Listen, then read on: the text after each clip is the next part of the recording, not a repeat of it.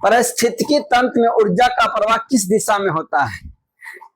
पारिस्थितिकी तंत्र में ऊर्जा का प्रवाह एक दिशा में होता है, एक दिशीय होता है। पारिस्थितिकी तंत्र में ऊर्जा कैसे होता है? एक ही दिशा में जाता है। कैसे? जैसे देखो, एक दिन और था ये प्रश्न होता है, जैसे घास है, घास को मान लीजिए हिरन खाया, तो घास वाला ऊर्जा कहाँ गया? हिरन। हिरन को मान लीजिए बाघ खा गया, तो बाघ वाला ऊर्जा कहाँ गया? बाघ में आ गया, हिरन वाला बाघ में। अब क्या बाघ वाला हिरन में आ सकता है? हिरन वाला घास में जा सकता है? तो किधर जा रहा है? एक दिशा में जा रहा है। तो पारिस्थितिकी तंत्र में ऊर्जा का प्रवाह एक के दिशा में होता है। जैसे घास था मान लीजिए, ठीक है, घास को मान लीजिए बकरी खाया, बकरी को खा गए हम लोग, मान लीजिए मनुष्य खा गया, ठीक है, मनुष्य माना तो मतलब चील बाघ खा गया, तो ऊर्जा कैसे आया? घास था, घास को खाया कौन? बकरी, तो घास से ऊर्जा कहाँ आया? बकरी। बकरी से मनुष्य में आए, मनुष्य चील बाघ में चल गया। अब क्या बाघ से मनुष्य में ऊर्जा आएगा? मनुष्य से क्या बकरी में ऊर्जा जाएगा? नहीं जा सकता है, ठीक है, कि जो मनुष्य को क्या है? खा सकता है, बकरी नहीं खा सकता है, तो उसमें ऊर्जा जा ही नहीं सकता है। लेकिन हम लोग खाए तो इधर से इधर एक ही दिशा में, तो पारिस्थितिकी तंत्र में ऊर्जा क्या दिशा में जाता है? एक दिशा में। चलिए आगे। तो पारिस्थितिकी तंत्र में ऊर्जा का प्रवाह कैसे होता है? एक ही दिशा। उसी को आहार श्रृंखला भी कहते हैं, बताए ना, आहार श्रृंखला भी इसी कहते हैं, भूलिएगा ना। चलिए, ओजोन परत पाया जाता है वायुमंडल का सबसे ऊपरी ना, वायुमंडल का सबसे ऊपर ओजोन कहाँ पाया जाता है? वायुमंडल के सबसे ऊपरी सतह, ठीक है। जो ओजोन परत होता है वायुमंडल का, जो देखिए जो वायुमंडल उसको 5 भागों में बांटा गया है। वायुमंडल को कई भागों में बांटा गया? 5। तो जो सबसे ऊपर वाला भाग होता है उसको ओजोन कहते हैं। तो आपको क्वेश्चन पूछा कि वायुमंडल ओजोन परत कहाँ है, तो वायुमंडल के सबसे ऊपर। अब जानते हैं कुछ ओजोन के बारे में, ठीक है, ओजोन के बारे में। तो भैया पहले तो जानिए कि ओजोन का सूत्र क्या होता है, सूत्र या फॉर्मूला क्या होता है? O3। ओजोन का सूत्र क्या होता है? O3, ठीक है।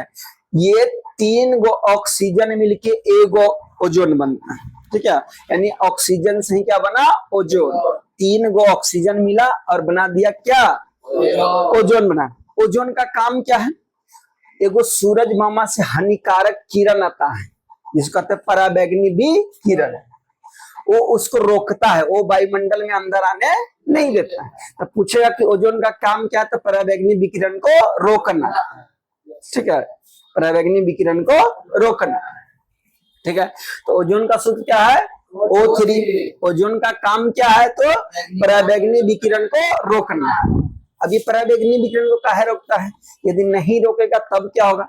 यदि भैया वो नहीं रोकेगा तो हमारा शरीर पर पड़ेगा, तो हमारा शरीर पर पड़ेगा तो भैया त्वचा कैंसर, स्किन कैंसर हो सकता है, बाल बच्चा पैदा होगा, लूल्हा लंगड़ा टेढ़ा मेढ़ा पैदा होगा, किरण आएगा यहाँ। तो समझिए बात को कि नहीं?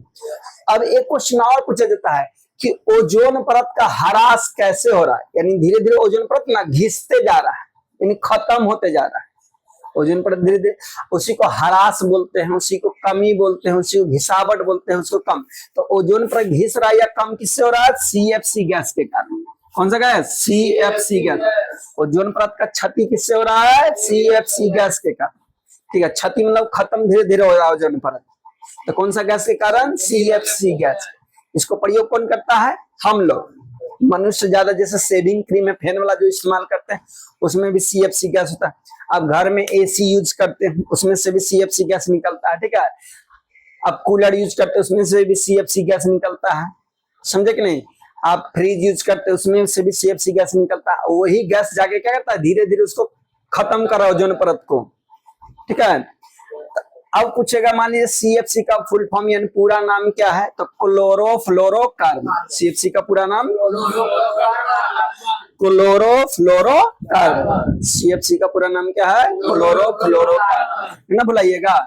CFC का पूरा नाम पूछेगा तो क्लोरोफ्लोरोकार्बन। चलो आगे। सभी जीव जंतुओं के लिए ऊर्जा का अंतिम स्रोत क्या है? इतना जीव जंतु सबको ऊर्जा का लास्ट कहां से ऊर्जा मिल सकता है? तो किससे मिलेगा? सूर्य से। देखिए हम लोग को भी ऊर्जा मिलेगा सूर्य से, ठीक है। सूरज मामा मान लो 10 दिन नहीं आएगा, क्या हालत होगा? पूरा शरीर पर त्वचा एकदम कमजोर होने लगेगा, लगेगा नहीं? ठीक है। तो जितना भी जीव जंतु है या जीवधारी, सबको ऊर्जा कहाँ से मिलता है? सूरज। ठीक है। सूरज मामा 10 दिन लगातार आना छोड़ दे तन को प्रकाश में, तब मर जाइएगा धीरे धीरे, इसकी शरीर कमजोर होते रहने लगेगा। देखते उजला लाइट में नहीं आता तो क्या होता है? धीरे धीरे स्किन कमजोर होने लगता है। ठीक है। तो सूर्य बोल रहा है कि सभी जीव जंतुओं के लिए ऊर्जा का अंतिम रूप क्या है? सूर्य। अब पूछता है कि सूर्य में जो ऊर्जा है उसका क्या कारण है? हम VVI प्रश्न याद रखिए, क्वेश्चन पूछा कि सूर्य में ऊर्जा का क्या कारण है? तो नाभिकीय संलयन, याद रखिए क्या है? नाभिकीय संलयन। नाभिकीय संलयन, याद रखें, नाभिकीय संलयन। सूरज में ऊर्जा का काम क्या है? नाभिकीय। वहां होता है नाभिकीय संलयन। क्या होता है? नाभिकीय संलयन होता है। ठीक है। तब वहां से ऊर्जा निकलता है और तब वही ऊर्जा पृथ्वी पर आ पाता है। तो पूछता है कि सूरज में ऊर्जा का क्या कारण है? तो नाभिकीय संलयन। ठीक है, ना बुलाइएगा आगे। तिलचट्टा में, तिलचट्टा यानी कॉकरोच, तिलचट्टा मतलब कॉकरोच। तिलचट्टा तो सबको देखें। तो तिलचट्टा में कितने जोड़े श्वसन अंग रंध्र पाया जाता है? श्वास लेने वाला कितना रंध्र पाया जाता है? तो 10 गो। तिलचट्टा में सांस लेने वाला समझिए 10 गो रंध्र। ठीक है। तिलचट्टा में श्वसन लेने वाला रंध्र क्या गो है? 10 गो। प्रकाश संश्लेषण की क्रिया होती है किसमें होगा? प्रकाश संश्लेषण हरे पेड़ पौधे। जब भी प्रकाश संश्लेषण होगा किसमें? हरा पेड़ पौधा में। और जब भी होगा प्रकाश संश्लेषण कब? दिन में। रात में कभी भी प्रकाश संश्लेषण नहीं होता। तो प्रकाश संश्लेषण की क्रिया हरा पेड़ पौधा में होता है। अब प्रकाश संश्लेषण जब भी होगा सूरज की उपस्थिति, यानी सूरज मामा दिन में रहते हैं, तो जब भी होगा कब होगा? दिन में। अब यहाँ से प्रश्न पूछा जाता है कि भैया जो पेड़ पौधा है प्रकाश संश्लेषण के समय कौन सा गैस लेता है, कौन सा गैस छोड़ता है? तो भैया जब सूरज के प्रकाश रहेगा तो प्रकाश संश्लेषण है। ठीक है। प्रकाश संश्लेषण सूरज मामा रहेंगे तभी ये प्रकाश संश्लेषण होगा, अन्यथा सूरज मामा नहीं रहेंगे प्रकाश संश्लेषण नहीं होगा। ठीक है, कोई दिक्कत? तो देखिए प्रकाश संश्लेषण के समय पेड़ पौधा भैया कार्बन डाइऑक्साइड को लेता है, ठीक है, लेता है, और कौन सा गैस को छोड़ता है? ऑक्सीजन को छोड़ता है। याद रखिए, ना बुलाइएगा। प्रकाश संश्लेषण के समय पेड़ पौधा कार्बन डाइऑक्साइड को लेता है और ऑक्सीजन को छोड़ता है।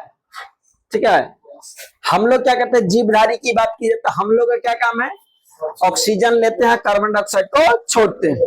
पेड़ पौधा जब प्रकाश संश्लेषण होगा तो कार्बन डाइऑक्साइड को लेगा और ऑक्सीजन को छोड़ेगा।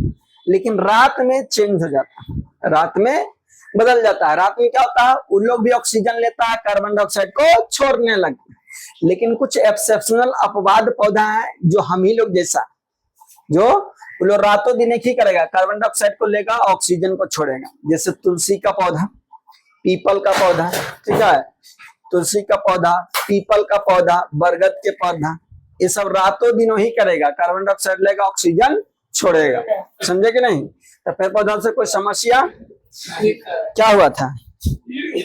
ज्यादा स्टाइल मारा, सोचा गेट एकदम स्टाइल से बंद करेंगे, ढप सीना निकल जाए। ठीक है, स्टाइल से सोचा कि ढक लेंगे जोर से, तने आवाज करेगी, सब उतने लेकर भटिया रहा है।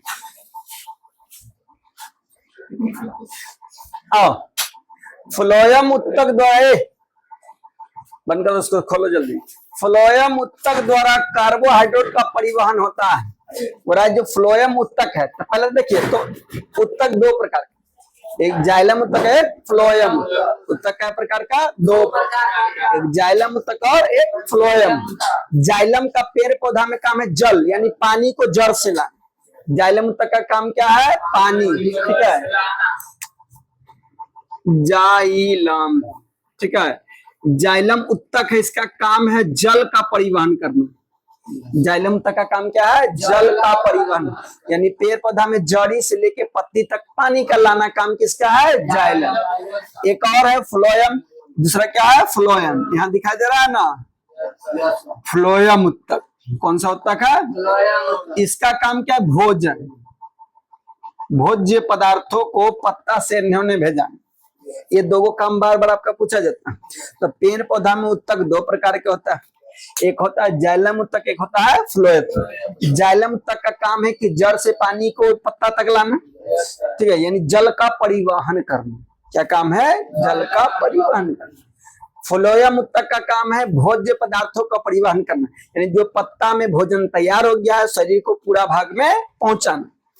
हम इसको याद कैसे किए थे कि जल जाइलम और फूड फ्लोएम। भोजन को फूड कहते हैं, भोजन को क्या कहते हैं? फूड कहते हैं। हम लोग भुला जाते थे, तो यही याद रखते थे कि जल जाइलम, यानी जल को इन्होंने या परिवहन करेगा जाइलम उत्तक, जल का जाइलम। अब फूड यानी भोजन को फ्लोएम, तो जल जाइलम फूड फ्लोएम, ठीक है, जल जाइलम और फूड फ्लोएम, ना बुलाइएगा। चलिए अब पूछा है फ्लोएम उत्तक द्वारा, जैसे मिस कर मार, फ्लोएम उत्तक द्वारा कार्बोहाइड्रेट का परिवहन होता है। यानी जो फ्लोएम उत्तक है कार्बोहाइड्रेट को कैसे परिवहन, किस रूप में परिवहन करता है? तो किस रूप में परिवहन करता है? सुक्रोज के रूप में ना। जो कार्बोहाइड्रेट है ना वो सुक्रोज बनता तब फ्लोएम उत्तक उसका इन्होंने करना शुरू करता है, समझे कि नहीं? तो ही पूछा कि फ्लोएम उत्तक द्वारा कार्बोहाइड्रेट का परिवहन कैसे किया जाता है? सुक्रोज के रूप में। किसके रूप में? सुक्रोज के रूप में, ठीक है। चलिए आगे बढ़िए, बोलो कोई दिक्कत और है क्या? कोई प्रश्न है? तो यहाँ तो कोई दिक्कत नहीं ना है, इतना ही इसमें रहने देते हैं, बहुत बड़ा वीडियो जाएगा।